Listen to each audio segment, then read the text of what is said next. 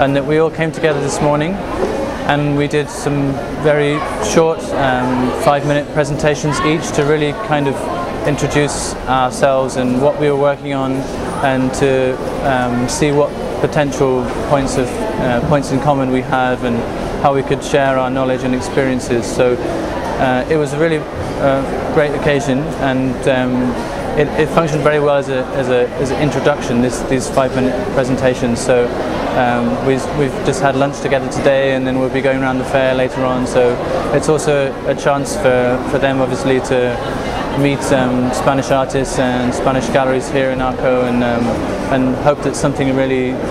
positive comes from bringing these people all around the world to this fantastic fair. Well, I think this year has been, it's obviously the first year of the new director, Carlos Oroz, and it's already apparent that the changes that he wants to instigate. I think the recognition that the curator is also an important visitor, an important element in the fair, in today's art fairs, is really important. That although everyone talks about the collectors and the money and the value of paintings and so on, these events have always been very, very important for curators and for critics to come and not just to meet the galleries and the artists, but also to meet amongst themselves.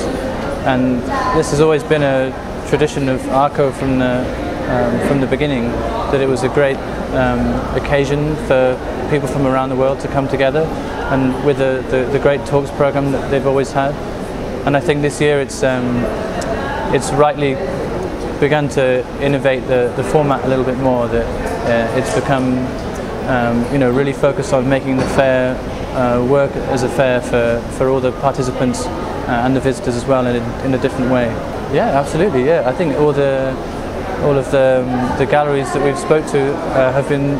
super happy with how it's going so far, and delighted to see the kind of people that have been invited by ARCO, as well as the experience they've had from the public. And I think the openings section, which has been new this year, which was organised by Maribel Lopez, has been very well received as well, which is a section especially for younger galleries, younger European galleries under 7 years old, which is the kind of